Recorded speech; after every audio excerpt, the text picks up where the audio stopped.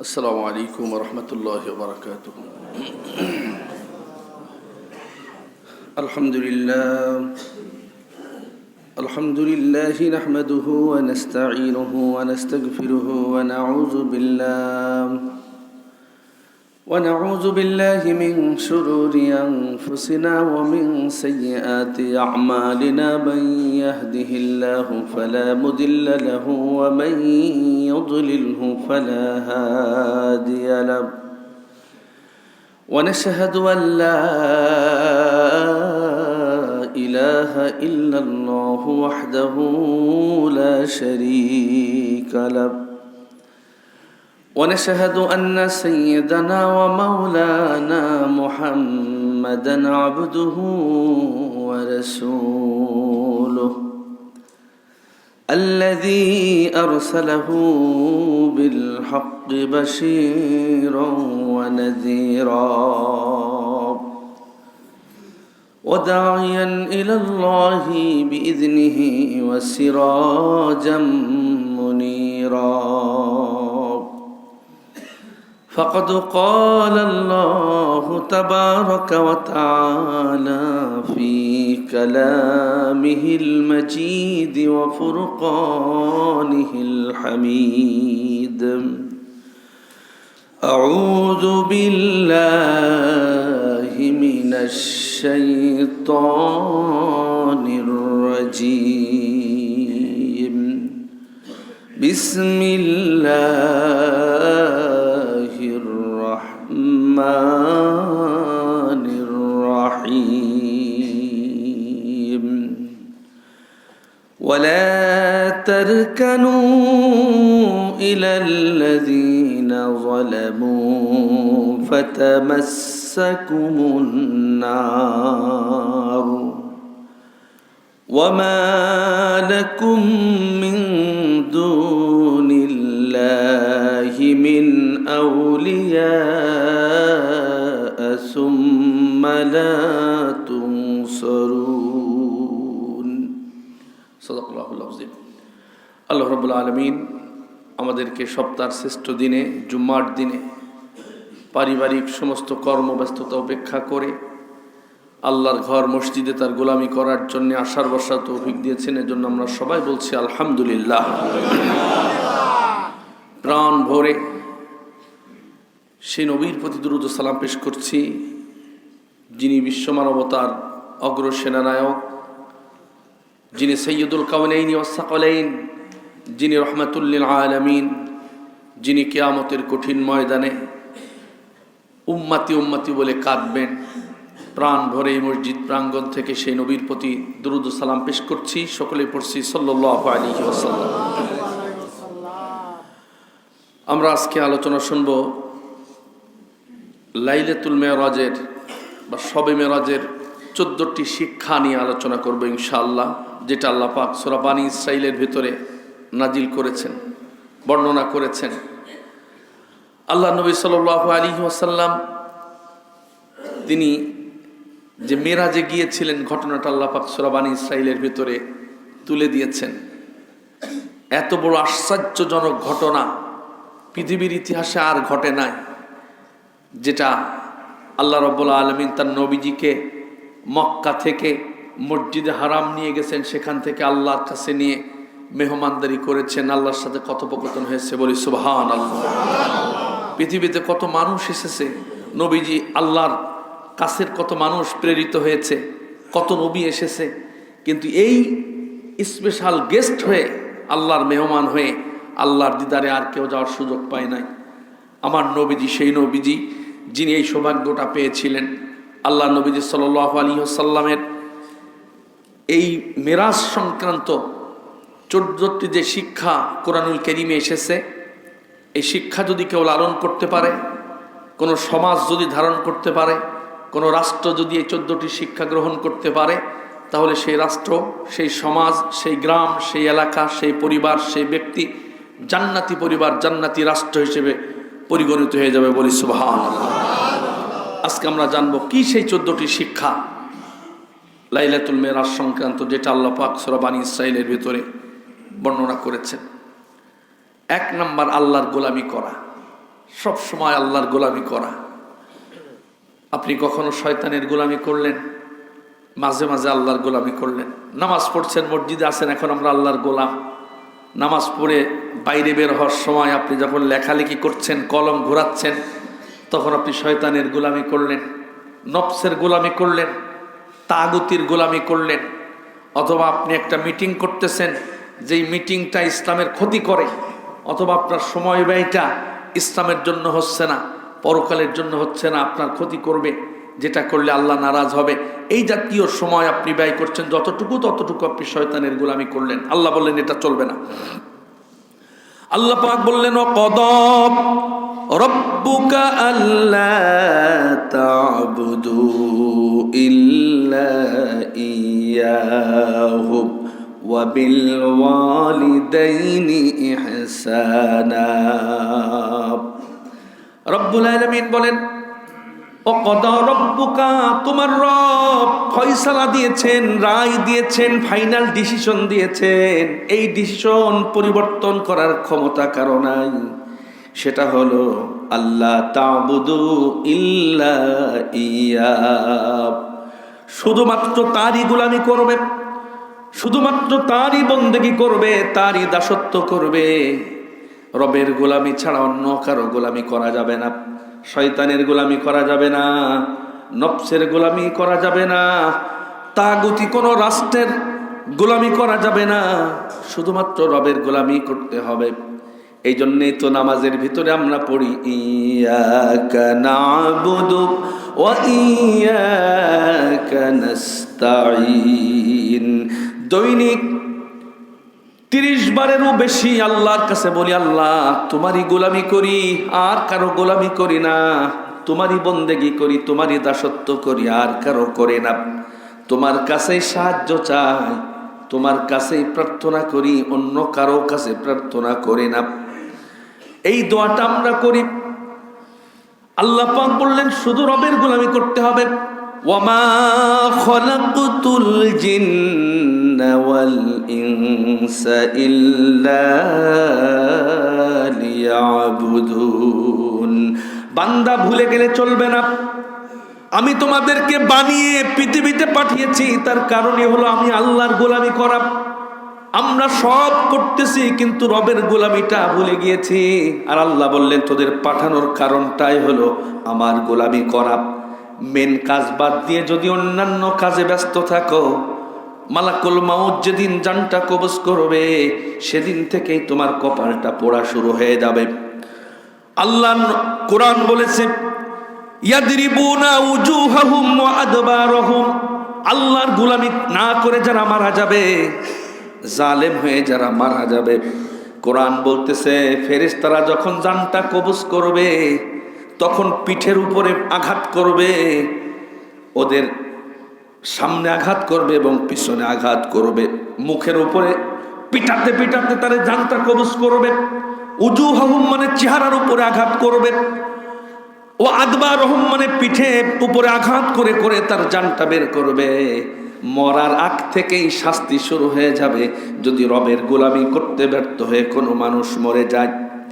এই জন্য আল্লাহ পাক বললেন ইয়া আইয়ুহাল্লাযীনা আমানুরকাউ ওয়াসজুদু ওয়া'বুদু রাব্বাকুম ওয়াফআলুল খায়রা লাআল্লাকুম তুফলিহুন। ওই ইমানদারেরা রুকু যারা করে তাদের সাথে রুকুকারী হয়ে যাও, যারা সেজদা করে তাদের সাথে সেজদায় রত হয়ে যাও। ওয়া'বুদু রাব্বাকুম, তোমাদের রব যিনি তোমাদেরকে সৃষ্টি করেছেন তার গোলামি করো, তাহলে তোমরা সফলতা অর্জন করবে, তোমরা ব্যর্থ হবে না। লাইলাতুল মিরাজের 1 নাম্বার শিক্ষা হলো আল্লাহ ছাড়া কারো গোলামি করা যাবে না। 2 নাম্বার আল্লাহ বললেন ওয়াবিল ওয়ালিদাইনি ইহসানা, পিতা মাতার সাথে ভালো আচরণ করবে। সমাজে কত মানুষ দেখা যায় সবচেয়ে বেশি অভিমান করে মানুষ তার পিতা মাতার সাথে, সবচেয়ে বেশি রাগ দেখায় মানুষ তার পিতা মাতার সাথে। আর আল্লাহ বললেন রাগ তো দূরের কথা, পিতা মাতার সাথে কখনো তুমি উপ শব্দ পর্যন্ত বিরক্ত হয়ে বলতে পারবা না। সর্বোত্তম ব্যবহারটা তুমি তোমার বাপ মার সাথে করবে। পিতামাতার সাথে যদি ভালো আচরণ না করা যায়, আল্লাহ নবীজি বলেছেন 3 শ্রেণীর মানুষ জাহান্নামে যাবে। তার এক শ্রেণীর হলো আল আকুলি ওয়ালিদাইহি, যে তার পিতামাতার অবাধ্য সন্তান, পিতামাতার সাথে ভালো আচরণ করে না। পিতামাতা বৃদ্ধ হয়ে গেছে, খেদমত করে না, খাবার দেয় না, যত্ন করে না, খোঁজ খবর নেয় না, ওষুধ কিনে দেয় না। বৃদ্ধ হয়ে গেছে, বিরক্ত হয়, তার কথাবার্তা শুনে সন্তান অতিষ্ঠ হয়ে যায়, বাইরে থাকে। তার ওয়াইফের মাধ্যমে তার পিতামাতা যদি নির্যাতিত হয়, আল্লাহ নবীজি বলেছেন ওই লোকটার কপাল পড়ে যাবে, লোকটা জান্নাতে যেতে পারবে না। সমাজে অনেক যুবক মানুষ আছে, বাপ মা ছাড়া কিছু বোঝে না, বিয়ে করার পরক্ষণেই, বিয়ে করার পর দিন থেকে পিতামাতা শত্রু হয়ে যায়। এই দৃশ্য বাংলাদেশে আছে না নেই? আমার ভাইয়েরা, একটা আর্টিকেল পড়ে আমি শিহরিত হয়েছি। একজন অফিসার, ঢাকা শহরে বিশাল ফ্ল্যাট বাড়ি, বিশাল সংসার, তার মাটা বৃদ্ধা হয়ে গেছে, বাড়িতে তার জায়গা হয় নাই, বৃদ্ধাশ্রমে তারে পাঠায় দিল। মা অসহায় অবস্থায় বৃদ্ধাশ্রমে থাকে, নিজের সন্তানের বাড়িতে তার জায়গা হয় নাই। 2-5 মাস 6 মাস পর পর সন্তান মাকে দেখতে যায় আর কিছু টাকা দিয়ে আসে। মা তাকে বলেছে, বাজান রে, আমার মাথার উপরে যে ফ্যানটা আছে, ওই ফ্যানটা কতবার বলেছি তুই একটু ঠিক করে দে, আমি গরমের ভিতরে আমার রাতের বেলা কষ্ট হয়। সন্তান গ্রাহ্য করে না। 6 মাস পর আবার সন্তান যখন দেখা করতে গেল, মা তাকে ডাক দিয়ে বলল, বাজান রে, আমি মরে যাওয়ার পরে আমার ফ্যানটা তুই ঠিক করবি। এখন ঠিক কর, না করিস অসুবিধা নেই, তবে আমি যদি মরে যাই আমার মাথা সোজার ফ্যানটা ঠিক করবি। মা তো বৃদ্ধ হয়ে গেছে, মনের কষ্ট তো বোঝানো যায় না। সন্তান কৌতূহল নিয়ে জিজ্ঞাসা করলেন, মা গো, তুমি মরে যাওয়ার পরে ফ্যান ঠিক করে আমার কি লাভ হবে? মা তখন বলতেছে, আমার মন বলছে তোর তো একটা সন্তান আছে, আমি মরে যাওয়ার পরে তোর সন্তান তোকে এই জায়গায় রাখবে। তুই আমার কলিজার টুকরা সন্তান, আমি ছোটবেলা থেকে তোরে চিনি। তুই গরমের চাইতে, শীতের চাইতে গরমটা বেশি কম করতে পারিস, তুই গরম সহ্য করতে পারিস না। ছোটবেলায় তোরে আমি যখন গরমে পড়তিস, পাখা দিয়ে বাতাস দিয়ে দিয়ে তোর শরীরটা আমি ঠান্ডা করতাম। আমার মন বলছে আমি সহ্য করতে পারি, কিন্তু তুই সন্তান যখন এখানে আসবি, তোর মাথার উপরের ফ্যানটা নষ্ট হলে তোর কষ্ট হবে। এজন্য আমি মরে যাওয়ার পরে ফ্যানটা তোর নিজের জন্য ঠিক করে রাখিস। এরকম বৃদ্ধাশ্রমে দেশে আসে না নেই?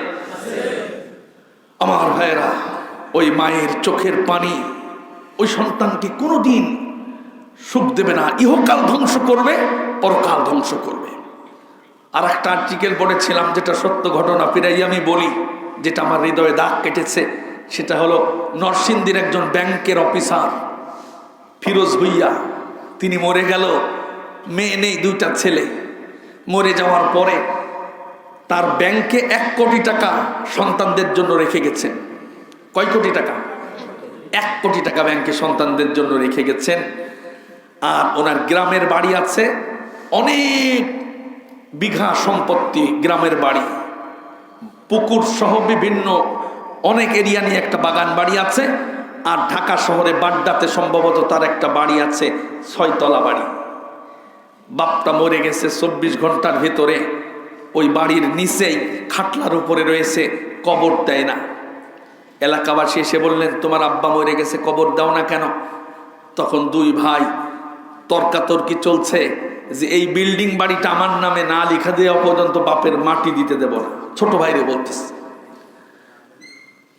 আর ছোট ভাইয়ের সঙ্গে এই নিয়ে ফিকশন, কারণ এই বাড়িটার থেকে যে ভাড়া আসে ওই টাকা দিয়ে তার সংসার বাকি জীবন চলে যাবে। এজন্য একজন গ্রামেরটা নেবে আর একজন শহরেরটা নেবে, এই নিয়ে দ্বন্দ্ব। পিতার কবর দিচ্ছে না শুধুমাত্র এই দ্বন্দ্ব নিয়ে। অথচ ব্যাংকে তার আছে কয় টাকা? 1 কোটি টাকা আছে। আরে ওরা, বাপ তো মরে গেছে, অটোমেটিক এই সম্পদের মালিক তার অটো হয়ে গেছে। কিন্তু বড় ভাই বলতেছে, আমার নামে লিখে না দেওয়া পর্যন্ত বাপের লাশ মাটি দিতে দেব না। এলাকাবাসী কষ্ট পেল যে কি কুলাঙ্গার সন্তান, কি সন্তান, পিতার লাশটা কবর দিচ্ছে না, গন্ধ হয়ে গেছে লাশটা। বললেন, এলাকাবাসী বললেন যে তোমার বাপের যে 1 কোটি টাকা আছে, ও টাকা তো তোমাদের, এই সম্পত্তি সবই তো তোমাদের, গ্রামের বাড়ি এ বাড়ি সব তোমাদের, 2 ভাই এক জায়গায় বসে ভাগ করবে, এখন অন্তত কবরের ব্যবস্থা তো করবা। কিন্তু বড় সন্তান লিখে না দেওয়া পর্যন্ত কবর দিতে রাজি না। এলাকার মোড়ল মাতব্বর যারা ছিল তারা কয়েকজন মিলে এলাকায় চাঁদা তুলে 5 টাকা 10 টাকা দোকানে দোকানে বাড়িতে বাড়িতে 10 টাকা 20 টাকা 100 টাকা 50 টাকা করে তুলে বাঁশ খুঁটি কিনেছে এবং কাফন কিনে তারা নিজেরা নিজ দায়িত্বে কবর দিয়েছে। ওই সন্তান 2 জন কবর দেয় না। আমার ভাইয়েরা, এই হলো নির্মমতা। কত ধরনের সন্তান আছে যে সন্তানগুলো যখন বড় হয়ে যায় তখন পিতামাতারে আর দেখতে পারে না, ওর কপাল পুড়ে যাবে, দুনিয়া আখিরাত শেষ হয়ে যাবে, ওর বৃদ্ধকালও ওই রকম যাবে। এজন্য লাইলাতুল মিরাজের 2 নাম্বার শিক্ষা হলো পিতামাতার সাথে ভালো আচরণ করা, পিতামাতাকে খেদমত করা, পিতামাতা যদি মরে যায় তাদের জন্য দোয়া করা, তাদের জন্য দান সদকা করা। আপনি যখন কোনো গরিব পেয়েছেন, পকেটে আপনার অনেক টাকা আছে, সবচাইতে ছোট নোটটা আপনি তারে দেন, অথচ আপনার বুকের পকেটে যেই টাকাগুলো আছে 2-5টা নোট যদি কোনো ফকিররে দিয়ে দেন, মনে মনে যদি কল্পনা করেন আমার আব্বা কবরে আছে, আল্লাহ এর সওয়াবটুকু তুমি আমার পিতার কবরে দিয়ে দিও, অথবা আমার আম্মা জানের কবরে দিয়ে দিও। আমার আব্বা যদি বেঁচে থাকতো, আমার মা যদি বেঁচে থাকতো, তারে তো লুঙ্গি কিনা লাগতো, কাপড় কিনে দেয়া লাগতো, সেটা দেয়া লাগছে না। 2-3 হাজার টাকা 5,000 টাকা যদি কোনো গরিবরে দিয়ে দেন, আর মনে মনে যদি নিয়ত করেন আমার আব্বার কবরে তুমি এই সওয়াবটুকু পৌঁছায় দাও, নবীজি বলেছেন গ্যারান্টি এই সদকাটা পিতামাতার আমলনামায় জমা হবে। জোরে কোন সুবহানাল্লাহ। কোথায় দান করলে কাজ হয় আমরা জানি না, নবীজির হাদিস ফলো করতে পারি না, পকেট থেকে বের করে সবচেয়ে ছিঁড়া টাকাটা, সবচেয়ে ছোট নোটটা আমরা এই ক্ষেত্রে দেই। অথচ সাহাবীদের ভিতরে টেন্ডেন্সি ছিল যে যত বেশি এইভাবে দানের প্রতিযোগিতা করা। আমার ভাইয়ের জন্য পিতামাতার সাথে ভালো আচরণ করা। 3 নাম্বার আত্মীয়ের অধিকার দেওয়া। ওয়া আতিদাল কুরবা হাক্কাহু ওয়াল মিসকিন ওয়া ইবনাস সাবিল। আল্লাহ পাক বললেন 3 নাম্বার আত্মীয় যারা আছে তাদের হক দিয়ে দাও, তাদের অধিকার দিয়ে দাও। তুমি ধনী মানুষ, তোমার আত্মীয় অনেক গরিব আছে, ভাতিজা আছে, ভাগনা ভাগ্নি আছে, অথবা আপন বোন আছে অসহায়, তাদেরকে সহযোগিতা করো, তাদের হক দিয়ে দাও। 1 নাম্বার হক হলো সম্পদে, যদি তোমার কোনো বোনের যদি সম্পদ থাকে, তোমার সম্পদের ভিতরে তোমার বোনের যদি কোনো হক থাকে সেটা আলাদা করে দাও। তোমার সম্পদের ভিতরে তোমার ছোট ভাইয়ের কোনো সম্পদ যদি থাকে সেটা আলাদা করে তারে দিয়ে দাও। তোমার সম্পদের ভিতরে অন্য কারো সম্পদ যেন ঢুকে না থাকে, তোমার সম্পদের ভিতরে তোমার প্রতিবেশীর কোনো সম্পদ যেন ঢুকে না থাকে, তোমার সম্পদের ভিতরে এলাকার অন্য কারোর সম্পদ যেন ঢুকে না থাকে, তোমার টাকার পকেটের টাকার ভিতরে কোনো গরিব মানুষের টাকা যেন ঢুকে না থাকে। এজন্য আল্লাহ পাক বললেন ও আতি জাল কুরবা, আত্মীয়দের হক আদায় করে দাও, হাক্কাহু যা তার পাওনা রয়েছে, ওয়াল মিসকিন ওয়া ইবনাস সাবিল, যারা মিসকিন আছে, অসহায় আছে, পথিক আছে, তাদের হক দিয়ে দাও। 4 নাম্বার চলে গেল। 5 নাম্বার যারা অভাবী আছে, জীবনে কোনোদিন কোনো অভাবীর সাথে তোমরা খারাপ আচরণ করবা না। কে বলছেন? আল্লাহ পাক বলছেন যারা অভাবী, যারা ফকির, যারা অসহায়, তাদের সাথে খারাপ ব্যবহার করবা না। দিতে না পারলে চুপ থাকবা, কিন্তু খারাপ ব্যবহার করা যাবে না। কোরআনে সূরা বানী ইসরাঈলের ভিতরে আল্লাহ পাক কি দারুণ করে জানিয়ে দিলেন। খবরদার, সূরা বানী ইসরাঈলের 28 নম্বর আয়াতে পরিষ্কার করেছেন, ওয়া ইম্মা তুরিদান্না আনহুম ইবতিগা রাহমাতিম মির রাব্বিকা তারজুহা ফাকুল লাহুম কওলাম মাইসুরা। জোরে বলেন আল্লাহু আকবার। আল্লাহ বললেন তোমরা যদি আল্লাহর রহমতের আশা করো, তোমরা যদি রহমত কামনা করো, আল্লাহ বললেন তাহলে খবরদার খবরদার, ফাকুল্লাহুম কাওলাম মাইসুরা, যারা অভাবী আছে, ফকির আছে, তোমার কাছে হাত পাতে, তোমার কাছে সাহায্যের কথা বলে, খবরদার তাদের সাথে কোনোদিন খারাপ আচরণ করবে না, সর্বোত্তম নরম ভাষা দিয়ে তাদের সাথে কথা বলবে। আল্লাহ পাক আবার বললেন ওয়া আম্মাস সাইলা ফালা তানহার, যারা ভিক্ষুক আছে তাদেরকে কোনোদিন তোমরা ধমক দিয়ে কথা বলবে না। ফা আম্মাল ইয়াতীমা ফালা তাকহার, কোনো এতিম যদি তোমার সাথে দেখা হয়ে যায়, ওই এতিমকে কোনোদিন গলা ধাক্কা দিয়ে তাড়িয়ে দিও না। ইসলাম কত দারুণ, সব দিক নির্দেশনা দিয়েছে। এমন কোন সেক্টর নাই যেই সেক্টরের বিষয়ে কোরআন এবং হাদিস কোনো বক্তব্য দেয় নাই, ইসলাম কোনো বক্তব্য দেয় নাই, এমন কোনো সেক্টর বা বিভাগ নেই। 6 নাম্বার শিক্ষা হলো অপচয় অপব্যয় থেকে নিজেদেরকে বাঁচিয়ে রাখতে হবে, নষ্ট করা যাবে না, কোন সময় অপচয় করা যাবে না। আল্লাহ নবীজির কাছে একজন সাহাবী এসে বললেন, সাগরের পানির তো কোনো অভাব নাই, এই সাগরের পাড়ে বসে যদি আমি ওযু করি, আমি যদি একটু বেশি পানি খরচ করি, অপচয় করি নবী গো, তাহলে কি আমার অপরাধ হবে নাকি? আমি কি অপচয়ের গুনার শামিল হয়ে গেলাম নাকি? আল্লাহ নবীজি বললেন, অবশ্যই অবশ্যই, ওই সমুদ্রের পানির তো কোনো অভাব নাই, তারপরেও পানিটা যতটুকু লাগবে ততটুকু তুমি দিয়ে খরচ করবে, ওযু করবে। যদি একটু বেশি খরচ করো তাহলে অপচয়ের গুনাহ তোমার আমলনামায় লেখা হবে। একটু জোরে বলা যাবে কি নাউযুবিল্লাহ। পানি যদি নষ্ট না করা যায়, খাদ্য খাবার তো অনেক দূরের কথা, সম্পদ নষ্ট করা যাবে না, অপচয় করা যাবে না, অপব্যয় করা যাবে না। আল্লাহ পাক বললেন ওয়ালা তুবাজ্জির তাবযীরা, খবরদার সম্পদ নষ্ট করবে না, অপচয় করবে না, কোনো জিনিস তোমরা নষ্ট করবে না, কারণ জিনিসের প্রকৃত মালিক যিনি, তিনি কে? আল্লাহ মালিক। আল্লাহর জিনিস আল্লাহ নষ্ট করতে নিষেধ করেছেন। কিছু খেয়েছো, কিছু খেতে পারো নাই, বাকিটা অন্য কাউকে দিয়ে দাও, অন্য কোনো জীব খেয়ে নেবে অথবা অন্য কোনো মানুষ খেয়ে নেবে, নষ্ট করার অধিকার তোমার নাই। তোমার বেশি আল্লাহ দিয়েছেন পরীক্ষা করার জন্যে, দেখি বান্দা নিয়ামতের শুকরিয়া আদায় করে কিনা, এটা নষ্ট করে কিনা, এটাও পরীক্ষা চলে। 7 নাম্বার, অর্থ ব্যয় করার ক্ষেত্রে ভারসাম্য রক্ষা করতে হবে, মধ্যম পন্থা অবলম্বন করতে হবে। আল্লাহ পাক বললেন ওয়ালা তাজআল ইয়াদাকা মাগলুলাতান ইলা উনুকিকা ওয়ালা তাবসুতহা কুল্লাল বাসতি মাহসুরা। আল্লাহ বললেন তোমরা তোমাদের হাতটাকে গলার সাথে এইভাবে লটকায় রেখো না। গলার সাথে হাত লটকায় রেখো না মানে মানুষকে দেওয়া থেকে বিরত থেকো না, প্রতিনিয়ত মানুষকে দিতে থাকো, দান করতে থাকো, অসহায় অভাবী যারা আছে তাদেরকে দিতে থাকো। তোমার হাতটাকে গলার সঙ্গে লাগিয়ে রেখো না। ওয়ালা তাবসুতহা কুল্লাল বাসতি, আবার এমন ভাবে সব সম্পদ অন্য কাউকে দিয়ে দিও না যে তুমি নিজেই ফকির হয়ে যাবা। মনে করেন আপনার যা কিছু আছে, কষ্ট মষ্ট করে একটা বাড়ি করেছেন, বাড়ি সব এক ফকিরে দান করে দিলেন, আপনি আবার ফকির হয়ে গেলেন। আল্লাহ এটা করতে নিষেধ করেছেন। ওয়ালা তাবসুতহা কুল্লাল বাসতি, মাসে যা বেতন পেয়েছো 1 মাস সংসার চালাবা, তোমার বাজার খরচ করবা, তোমার মায়ের ওষুধ কিনবা, কিন্তু বেতন পাওয়ার পরে তোমার 40,000 টাকা একজন গরিবকে ফকিরে দান করে দিবা, এটা আল্লাহ করতে নিষেধ করেছেন।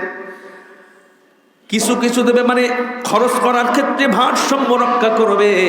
তুমি যদি সব দান করে দাও মালুমাম মাহসুরা, তুমি নিজেই তো ফকির হয়ে যাবা, নিঃস্ব হয়ে যাবা। এজন্য দান করার ক্ষেত্রে ব্যালেন্স, ভারসাম্য রক্ষা করার কথা ইসলাম বলে দিয়েছে। 8 নাম্বার, দরিদ্র হওয়ার ভয়ে সন্তান হত্যা করা যাবে না। জাহেলি যুগে সন্তান হত্যা করত গরিব হয়ে যাওয়ার আশঙ্কায়, সন্তানের পিছনে টাকা পয়সা খরচ হবে, এজন্য জাহেলি যুগে সন্তান হত্যা করা হতো। আর বর্তমান সময়ে সন্তান না নেওয়া, সন্তান প্রোটেকশন দেওয়ার মাধ্যমে এই অপরাধটা করতেছে। দুটি সন্তানের বেশি নয়, একটি হলে ভালো হয় স্লোগান দিয়ে অপরাধ করতেছে। আমার ভাইয়েরা, যেটা ইসলাম বিরোধী কথা আল্লাহ পাক বললেন, ওয়ালা তাকতুলু আওলাদাকুম খাশিয়াতা ইমলাক নাহনু নারযুকুহুম ওয়া ইয়্যাকুম ইন্না ক্বাতলাহুম কানা খিতআন কাবীরা। আল্লাহ বললেন, তোমরা তোমাদের সন্তানকে হত্যা করো না। তাফসিরে এসেছে ভ্রূণ হত্যা করো না। তোমার সন্তান হলে যে আল্লাহ তোমারে খেতে দেয়, ওই আল্লাহ তোমার সন্তানরেও খেতে দেবে। এজন্য তোমার সন্তানরে হত্যা করো না। তোমার পিতা যদি মনে করত তুমি হওয়ার পরে তোমার আব্বার অভাব হবে, জন্য তোমার তো দুনিয়া থেকে বিদায় করে দিতে পারত, খবরদার ওই চিন্তা মাথার ভিতরে আনা যাবে না। আল্লাহ পাক বললেন, নিজেরা অভাব হবে, খরচ হবে সন্তানের পিছনে, এই জন্যে সন্তানকে হত্যা করো না, ভ্রূণ হত্যা করো না। বিভিন্ন রকমের পদ্ধতি অবলম্বন করে, কৌশল করে, কত ধরনের যুক্তি পেশ করে, অথচ আল্লাহর নবীজি বলেছেন সন্তান বেশি জন্মগ্রহণ করতে পারে এমন বংশ দেখে তোমরা বিয়ে করো। যেই বংশে ছেলে মেয়ে বেশি হয় সেই বংশ দেখে তোমরা বিয়ে করো। নবীজির বলার উদ্দেশ্য হলো, আল্লাহ নবীজি বলেছেন, আমি তোমার যদি সন্তান বেশি হয় আমার উম্মতের সংখ্যা বেড়ে যাবে। কিয়ামতের মাঠে আমার বেশি সংখ্যক উম্মত নিয়ে আল্লাহর কাছে আমি আমার উম্মত বেশি উম্মত নিয়ে আল্লাহর সামনে আমি গর্ব করতে পারবো। আর মুসলমানেরা এই টেন্ডেন্সি থেকে মুখ ফিরায় নিয়া তারা প্রোটেকশনে আছে। দুটি সন্তানের বেশি নয়, একটি হলে ভালো হয় স্লোগান দিয়ে সন্তান কম নিচ্ছে। বাংলাদেশে যদি 1000 কোটি মানুষও যদি হয়, তাদের রিজিকের ব্যবস্থা যিনি করবেন তিনি কে? আমার ভাইয়ের, আল্লাহ পাক আবার বলছেন 9 নাম্বার যেই শিক্ষা, সেটা হলো জেনার ধারে কাছে যাওয়া যাবে না। যে কাজ করলে জেনা হয়ে যাওয়ার আশঙ্কা আছে, ওই কাজের কাছে যাওয়া যাবে না। আল্লাহ পাক বললেন, ওয়ালা তাকরাবুজ জিনা ইন্নাহু কানা ফাহিশাতাও ওয়া সাআ সাবিলা। খবরদার, তোমরা জিনা হয়ে যাওয়ার রিস্ক আছে, ওই দিকেই যাবে না। যেখানে গেলে আস্তে আস্তে শয়তান তোমাকে ফুসলা জেনায় ঢুকাই দিতে পারে, এমন কাজ থেকে, এমন জায়গা থেকে তোমরা দূরে থাকবে। এটা শয়তানের একটা জঘন্য কাজ, এটা খুব মারাত্মক অপরাধমূলক একটা কাজ আল্লাহ বললেন। হাদিসে এসেছে, আল্লাহ নবীজি বলেছেন, জোর করে যারা নেতৃত্ব নেয়, ক্ষমতা নেয়, জোর করে যারা নেতা হয়, তাদের বৈশিষ্ট্য হবে 4টা। কয়টা? নবীজির হাদিস। কেউ যদি জোর করে নেতা হয়, মানুষকে পিটায়া জুলুম করে মানুষের মেরে বিভিন্ন অন্যায় অপকর্ম করে যারা নেতা হতে চান, আল্লাহ নবীজি বলেছেন ওদের বৈশিষ্ট্য হবে 4টা। 1 নাম্বার, তারা রেশমি কাপড় ব্যবহার করবে, যেটা মুসলমানদের জন্য হারাম। 2 নাম্বার, জোর করে যারা নেতা হয় তাদের বৈশিষ্ট্য নবীজির মুখ দিয়ে বলেছেন, তাদের বৈশিষ্ট্য হবে তারা মদের সাথে তারা যুক্ত থাকবে। সোনার বাংলাদেশে বড় নেতা হয়ে গেছে, মদ পান করে, এমন কিছু নেতা দেশে আছে না নেই? আমার ভাইরা, নবীজির হাদিস 1400 বছর আগে নবীজি বলেছেন, ওই নেতার গুণা আপনি পরীক্ষা করে দেখবেন, প্রকৃতপক্ষে জনগণের সাপোর্ট নিয়ে নেতা হয় নাই। যেই নেতা জোর করে, কৌশল করে, দিনের ভোট রাতে করে নেতা হয়েছে, তার বৈশিষ্ট্য 1 নাম্বার, সে রেশমি কাপড় ব্যবহার করবে। 2 নাম্বার, সে মদের আড্ডায় তারা রত থাকবে। 3 নাম্বার, জেনার সাথে জড়িত থাকবে, জেনা ব্যভিচার করবে, আনন্দ ফুর্তি করবে, জেনার মাধ্যমে তাদের চরিত্রটা নষ্ট হয়ে যাবে। এরকম নেতা এ দেশে আছে না নেই? 4 নাম্বার, নবীজি বললেন, নেতা হয়ে যাওয়ার কারণে তাদের সম্পদ হবে, ব্যাংক ব্যালেন্স, টাকা পয়সা তাদের হয়ে যাবে। আমার ভাইয়েরা, এখন তো অনেক মানুষ আছে কিচ্ছু করে না, শুধু রাজনীতি করে, টাকা কামাই করে, আছে না নেই? অথচ আল্লাহর নবীজির 3য় সেনাপতি হযরত ওসমান রাদিয়াল্লাহু তাআলা আনহু এত ধনী ছিলেন, এত ধনী ছিলেন, এত ধনী ছিলেন, 3000 তাবুকের সেনাবাহিনীর নিজে তিনি যুদ্ধের জন্য উট দিয়েছেন, যুদ্ধের জন্য খাবার দিয়েছেন, অস্ত্র দিয়েছেন। উসমান বলে, মদিনার আশপাশে আমার মতো ধনী আর একজনকে আল্লাহ বানাই নাই। যখনই তিনি ক্ষমতায় অধিষ্ঠিত হলেন, নেতা হয়ে গেলেন, যখন তিনি আরব রাষ্ট্রের খলিফা হলেন, মরে যাওয়ার আগ মুহূর্তে তিনি বললেন, এত সম্পদ আমার ছিল, আজকে আমার সম্পদ বলতে কিচ্ছু নাই, শুধুমাত্র উমরা করার জন্যে, হজ করতে যাওয়ার জন্য একটা উট ছাড়া আমার আর কোনো উট নাই। যিনি একবারে 3000 উট শুধু দানই করেছিলেন একটা জিহাদে, সেই মানুষটা মরার আগে নেতা হয়ে যাওয়ার, নেতা যে তখন আসেন, ওই খলিফা থাকা অবস্থায় শহীদ হয়ে যাওয়ার আগে বলতেছেন, আমার সম্পদগুলো নেতা হওয়ার কারণে গরিব দুঃখীদের মাঝে বিলাতে বিলাতে, ইসলামের জন্য খরচ করতে করতে আমার সব শেষ হয়ে গেছে, একটা উট ছাড়া আমার আর কিচ্ছু নাই। ইসলামের টেন্ডেন্সি হলো নেতা হওয়ার পরে গরিব হবে, আর আমাদের দেশের টেন্ডেন্সি হলো নেতা হওয়ার পরে কি হবে? কয়েকদিন আগে একজন নেতা বলেছেন যে বাংলাদেশ থেকে চাঁদাবাজি এটা বন্ধ করা সম্ভব না, এত বেকার, এই বেকারত্বের জন্য চাঁদাবাজি হচ্ছে, এটা চলতেই থাকবে। তাহলে ওনার নিয়ত তো কথা শুনে বোঝা যাচ্ছে চাঁদাবাজির পক্ষে না বিপক্ষে? কথা বলেন না কেন? চাঁদাবাজি করা এটা হালাল না হারাম? সব মানুষ স্পষ্টভাবে চাঁদাবাজির বিপক্ষে কথা বলতে হবে। ডাকাতি এবং চাঁদাবাজি এক। এটা পুলিশ অনেক সময় ট্রাক থেকে চাঁদাবাজি করে, বিভিন্নভাবে চাঁদাবাজি করলে সাধারণ পাবলিক এর ভুক্তভোগী হয়, এর ইফেক্টটা পড়ে সাধারণ পাবলিকের উপরে। একটা ট্রাকের চাঁদা দিতে দিতে ট্রাক ঢাকা পর্যন্ত যেতে 8-10 জায়গায় চাঁদা দিয়েছে, সে যে আলু নিয়ে গেছে এখান থেকে, আলুর দাম সে যেভাবে বেচার নিয়েছিল বেচতে পারে না, ঢাকায় যাওয়ার পরে বেশি দাম বেড়ে যায়, চাঁদার টাকাটাও এখানে তিনি যোগ করেছেন। উনি নিজের বাড়ির জমি বেচে তো আর ব্যবসা করবেন না, এই জন্য সাধারণ জনগণের উপরে এটা ইফেক্ট পড়ে। আল্লাহর কোরআন বলে দিয়েছে, ওয়ালা তারকানু ইলাল্লাযীনা যালামু ফাতামাসসাকুমুন নার ওয়া মা লাকুম মিন দুনিল্লাহি মিন আউলিয়া সুম্মা লা তুনসারুন। জোরে বলেন আল্লাহু আকবার। আল্লাহ বললেন, এই যে জুলুম হলো, দোকানদারের কাছ থেকে টাকা নেওয়া হলো, গাড়ির ড্রাইভারের কাছ থেকে টাকা নেওয়া হলো, চাঁদা নেওয়া হলো, আল্লাহ বললেন এই জুলুমের কাছে যেও না।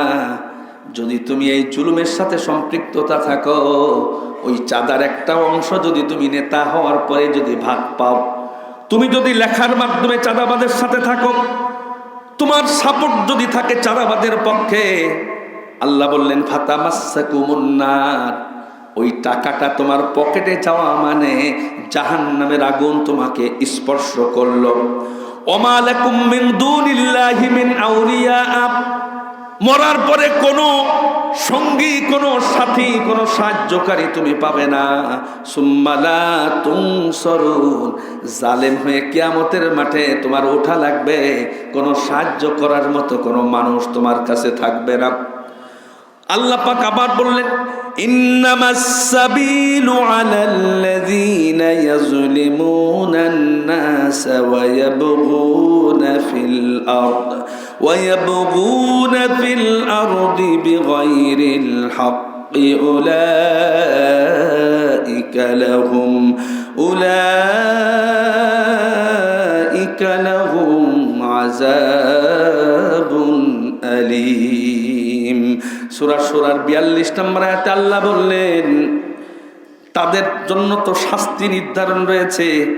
ইয়াজলিমুনান নাস, যারা মানুষের উপরে জুলুম করে, টাকা অন্যায়ভাবে চাঁদা নেওয়া, এটা হলো জুলুম। যিনি ব্যবসা করছে দোকান থেকে, তার ব্যবসার টাকা থেকে তুমি হালাল টাকাটা নিয়ে নিবা, এটা হলো জুলুম। ওয়া ইয়াবগুনা ফিল আরদি বিগাইরিল হাক্কি, জনগণের মনে ত্রাস সৃষ্টি করার জন্য জমিনের সন্ত্রাস সৃষ্টি করে, মানুষের ভয় দেখায়া যারা টাকা পয়সা বর্জন করে, আল্লাহ বললেন উলাইকা লাহুম আযাবুন আলীম, ওদের জন্য রয়েছে কঠিন যন্ত্রণাদায়ক আযাব। ডাকাতি এবং চাঁদাবাজির একই শাস্তি ইসলামে। কোরআনুল কারীমে চাঁদাবাজির শাস্তির কথা কোরআনে আছে না নেই? কোরআনে এমন কোন অপরাধ নেই যে অপরাধের শাস্তির কথা আল্লাহ কোরআনে বলেন না। যিনি বললেন যে এটা চলবে, এ আর বন্ধ করা সম্ভব না, এদেশে বন্ধ হবে না, কোরআন বলছে তিন চারটা শাস্তি যদি অ্যাপ্লাই করতে পারো চাঁদাবাজের বিরুদ্ধে, ডাকাতের বিরুদ্ধে, তাহলে চাঁদাবাজি এবং ডাকাতের শাস্তি কোরআন এবং হাদিসে একই শাস্তি বর্ণনা করা হয়েছে। আল্লাহ সেটা সূরা মায়েদার 33 নম্বর আয়াতে বলেছেন, 3-4টা শাস্তি যদি অ্যাপ্লাই করতে পারো সমাজে, একজন মানুষ আর ছিনতাই করবে না, ডাকাতি করবে না, চাঁদাবাজি করবে না। জোরে কোন সুবহানাল্লাহ। ইসলাম বলছে বন্ধ হবে, আর আমরা বলছি না বন্ধ হবে না। তার মানে আমরা চাচ্ছি যে চলো, বেকারত্বের কারণে নাকি চাঁদাবাদ বেড়ে গেছে। তা কেউ যদি বলে আমার বাড়ি বউ নেই তাই আমি জেনা করেছি, এজন্য তো জেনা হালাল হয়ে যাবে, তাই তো নাকি? কেউ যদি ঘুষ খায়, বলে যে আমার স্ত্রী আমাকে 1 মাসের ভিতরে একটা গহনা কেনার জন্য চাপ দিয়েছে তাই আমি ঘুষ খাই, এজন্য তো এই দলিল দেওয়ার কারণে তো তার ঘুষ খাওয়া জায়েজ হয়ে যাবে, তাই তো নাকি? এটা কোনো কজ না, যেটা হারাম সেটা হারাম।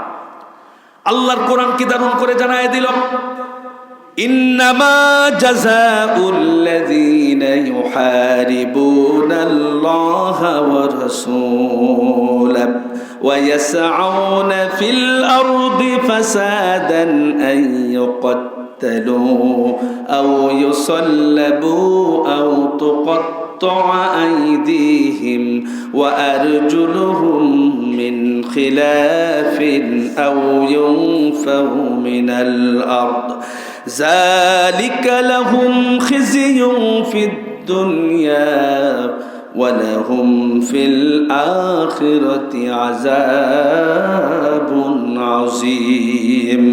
জোরে বলেন আল্লাহু আকবার। এই আয়াতটা নাজিল হয়েছিল নবীজির কাছে যেই সময় মদিনায় আয়াতটা নাজিল হয়েছে। কিছু সংখ্যক মুসলিম ইসলাম গ্রহণ করলো, তারা মদিনার পার্শ্ব একটা গোত্র থেকে নবীজির কাছে মুসলমান হয়ে এসেছে। গোত্রের নাম হলো উরাইনা গোত্র। কয়েকজন নবীজির কাছে এসে ইসলাম গ্রহণ করে মদিনায় থাকে, কিন্তু তারা যে অঞ্চলে থাকে ওই অঞ্চলের আবহাওয়ার সাথে মদিনার আবহাওয়া তাদের সাথে মেলে না। হঠাৎ করে নতুন অঞ্চলে আসার কারণে তাদের দেহের সাথে ওই মদিনার আবহাওয়াটা শুট না করার কারণে কয়েক ধরনের রোগ তাদের ভিতরে চলে আসলো। তারা অসুস্থ হয়ে পড়লো। নবীজি বললেন, একটা পরামর্শ দিলেন যে আমাদের রাষ্ট্রের, ইসলামী রাষ্ট্রের সদাকার কিছু উট আছে মদিনার বাইরে রাখা আছে, ওই জায়গা রাখালেরা নিয়ন্ত্রণ করতেছে, তোমরা সেখানে চলে যাও। ওই জায়গা যাওয়ার পরে দান সদকার যে উট আছে সেখানে উটের খামার থেকে উটের দুধ খাবে, আর উটের যেই পেশাব আছে ওটা তোমরা ভক্ষণ করবে, ওটা খাবে। তাহলে আল্লাহর কুদরতে তোমাদের এই অসুস্থতা দূর হয়ে যাবে।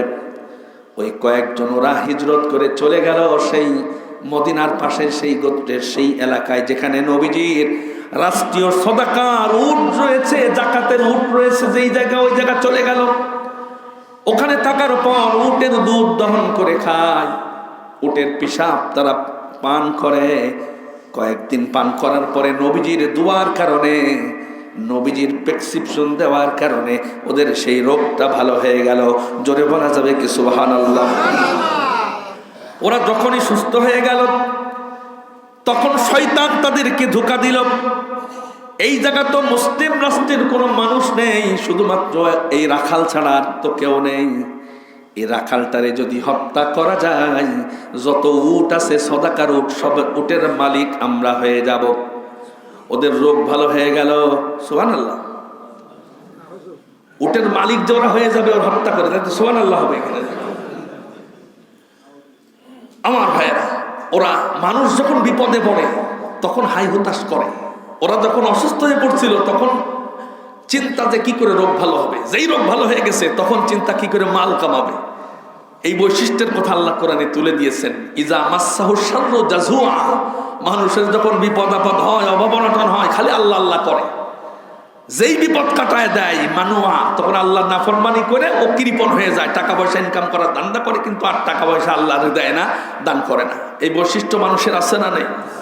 আল্লাহ কোরআন বলে কথা মতো ওই যে ইসলামী রাষ্ট্রের উট যেই পাহারা দেয়, উটের রাখাল যিনি আছে, ওই উরাইনা গোত্রের কয়েকজন লোক, ওরা লোহার শলাকা গরম করে লাল করে ওই রাখালের চোখের ভিতরে ঢোকায়া চোখ নষ্ট করে দিয়েছে। এরপরে তারে পিটায়া পিটায়া হত্যা করে উটগুলো নিয়ে তারা পালিয়ে যাওয়া শুরু করলো। আল্লাহর নবীজির কাছে খবর এলো, আপনার আস্তাবলের যত উট আছে গরিব দুঃখীর জন্যে, রাষ্ট্রের যে উটগুলো আছে উট তো নিয়ে ওই যে যাদেরকে পাঠিয়েছিলেন উটের দুধ খেয়ে সুস্থ হবে তারাই ডাকাতি করে নিয়ে চলে যাচ্ছে। আল্লাহর নবীজি বিচক্ষণ কিছু সাহাবী পাঠিয়ে দিলেন, যাও তাড়াতাড়ি করে দ্রুতগামী উট নিয়ে তোমরা ঘোড়া নিয়ে তাড়ায়া ওই অপরাধীদেরকে ধরে এনে আমার সামনে হাজির করো। নবীজির সামনে আনা হলো। আল্লাহ নবীজির সামনে অপরাধীরা মাথা নিচু করে দাঁড়ায় আছে।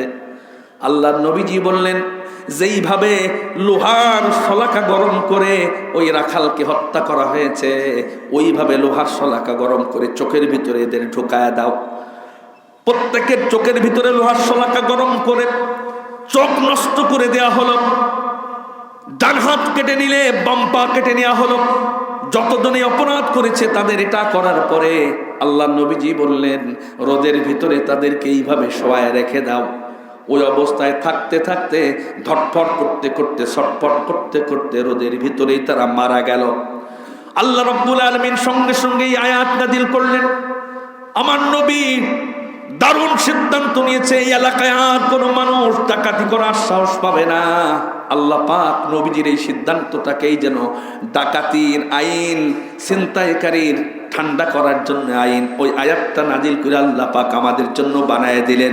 কিয়ামত পর্যন্ত এই শাস্তি যদি অ্যাপ্লাই করতে পারে কোনো মানুষ, কোনো রাষ্ট্র, সেই রাষ্ট্রে কোনো ডাকাত থাকবে না, কোনো চাঁদাবাজ থাকবে না, ছিনতাইকারী থাকবে না। সেটাকে আল্লাহ পাক বললেন, ইন্নামা জাযাউল্লাযীনা ইউহারিবুনাল্লাহা ওয়া রাসূলাহু, তাদের শাস্তি তো এটাই হবে যারা আল্লাহ এবং রাসূলের আইন বিধান লঙ্ঘন করে, ওয়ায়াসআউনা ফিল আরদি ফাসাদা, জমিনের ভিতরে মানুষের ভয় দেখায়, অস্ত্র শস্ত্র আছে, লোকবল আছে, এই জন্য মানুষের অন্তরের ভিতরে ভয় সৃষ্টি করে। আল্লাহ পাক বললেন তাদের শাস্তি হলো 1 নাম্বার আউ ইউকাত্তালু, ওদেরকে হত্যা করতে হবে। ওই ডাকাতকে দুনিয়া থেকে বিদায় করে দিতে হবে। আউ ইউসাল্লাবু, 2 নাম্বার অথবা তাদেরকে শুলে চড়ানো হবে। 3 নাম্বার আউ তুকাত্তা আইদিহিম ওয়া আরজুলুহুম মিন খিলাফ, ওই চাঁদাবাজ এবং ডাকাতকে ডান হাত কেটে দিতে হবে আর বাম পা কেটে দিতে হবে। যদি ডান হাত না কাটতে পারো, বাম হাত কাটলে ডান পা কেটে দিতে হবে, বিপরীত দিক থেকে অঙ্গ প্রত্যঙ্গ কাটতে হবে। 4 নম্বর শাস্তি হলো আউ ইউনফাউ মিনাল আরদি, এরপরে ডাকাতকে এলাকা ছাড়া করে দিতে হবে। এর তাফসিরে বলা হয়েছে এলাকা ছাড়া মানে অন্য এলাকার একটা জেলের ভিতরে আবদ্ধ করা। আয়াতের তাফসিরে ইমাম আবু হানিফা রাহিমাহুল্লাহ বলেছেন, কেউ যদি ডাকাতি করার জন্য মানুষ হত্যা করেছে, মাল লুটপাট করবে, এমন সময় লোকজন এসে যদি ডাকাত ধরে ফেলে, ওই ডাকাতকে হত্যা করতে হবে। মাল সামানা নিতে পারে না, তারে হত্যা করতে হবে। আর ও যদি কোনো মানুষকে হত্যা করেছে ডাকাতি করার জন্য, মাল সামানাও নিয়ে চলে গেছে, পরবর্তীতে ধরা পড়েছে, তার শাস্তি হলো তারে শুলে চড়ায় হত্যা করতে হবে, মানে ফাঁসি দিতে হবে। আর ডাকাতের জন্য চেষ্টা করেছে, ডাকাতি করতে পারে নাই, জাকাতের জন্য ডাকাতি করতে গিয়েছিল অথবা হত্যা করে নাই, ডাকাতি করেছে, ওই লোকটার জন্য শাস্তি হলো হাত এবং পা কেটে দেওয়া। ওই চাঁদাবাজের জন্য শাস্তি হলো হাত এবং পা কেটে দেওয়া। যেই হাত দিয়ে সন্ত্রাসী কর্মকাণ্ড করে, আল্লাহ পাক সব চাইতে ভালো জানেন কোন বিধানের মাধ্যমে সমাজটাকে সুন্দর করা যায়, রাষ্ট্রটাকে ডাকাত মুক্ত করা যায়, রাষ্ট্রটাকে চাঁদাবাজ মুক্ত করা যায় কিভাবে, আল্লাহ চাইতে ভালো কেউ জানে না। এজন্য আল্লাহ বললেন তুকত্তা আইদিহিম, ওদের হাত এবং পা একটা একটা করে কেটে দাও। আর একটা হাত রাখবে, ওই হাত দিয়ে যাতে বাকি জীবন খাওয়া দাওয়া করতে পারে, ইনকাম করতে পারে, আর একটা পা দিয়ে যেন কোনো রকম চলাফেরা করতে পারে। এই মানুষটা যতদিন বেঁচে থাকবে, অন্যান্য চাঁদাবাজ এবং ডাকাত তাদেরকে দেখার পরে জীবনে কোনোদিন ডাকাতি করা, চাঁদাবাজি করার সাহস পাবে না। কথা বলেন ঠিক কিনা?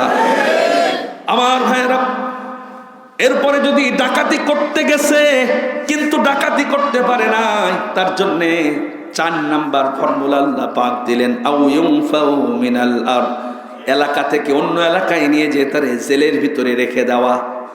ডাকাতি করার চেষ্টা করেছে, চাঁদাবাজি করতে চেয়েছে, কিন্তু যে কোনো কারণে, প্রশাসনের কারণে বা ওর চাইতে আরো বড় নেতা তারে সরাই দিয়েছে, ডাকাতি করতে পারে নাই, চাঁদাবাজি করতে পারে নাই, তার জন্য জেল। এটা ইসলামের বিধান, আল্লাহ দিয়েছেন, আল্লাহর বিধান। আমাদের দেশের অধিকাংশ মানুষ এই বিধানটা পছন্দ করে না অপছন্দ করে? কথা বলেন। অধিকাংশ মানুষ অপছন্দ করে। আমার ভাইরা, আল্লাহর কোন বিধান যদি কেউ অপছন্দ করে, কোরআন বলছে কাফের হয়ে গেছে। কি দারুণ কোরআনের বক্তব্য! আল্লাহ বলছেন আমার ডিসিশন, আমার রাষ্ট্র, আমার পৃথিবী, আমার অক্সিজেন, আমার দুনিয়া, আমার সৃষ্টি করা মানুষ, তা আমার আইন যদি পছন্দ না করিস, আল্লাযীনা কাফারু ফাতাসাল্লাহুম ওয়া আদাল্লা আমালাহুম, আমার আইন এবং তোমার আমল যা করেছো জান্নাতে যাওয়ার জন্য সব আমল আমি আল্লাহ বাতিল করে দেব। কে বলছেন?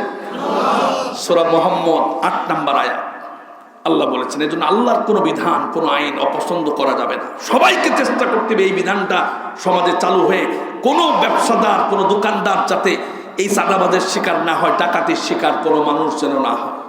আমার ভাইয়েরা, মিরাজের যে শিক্ষাগুলো আছে আমরা 8 নাম্বার পর্যন্ত, 9 নাম্বার পর্যন্ত আমরা শুনেছি, বাকিগুলো ইনশাআল্লাহ আগামী জুম্মায় আমরা শুনবো। আল্লাহ পাক আমাদের রাষ্ট্রটাকে চাঁদাবাজ মুক্ত, সন্ত্রাস মুক্ত, ঘুষ দুর্নীতি মুক্ত একটা রাষ্ট্র হিসেবে যেন কবুল করেন, বলি আমিন। ওয়া আখিরু দাওয়ানা আনিল হামদুলিল্লাহি রাব্বিল আলামিন। সুবহানাকাল্লাহুম্মা ওয়া বিহামদিকা আশহাদু আল্লা ইলাহা ইল্লা আনতা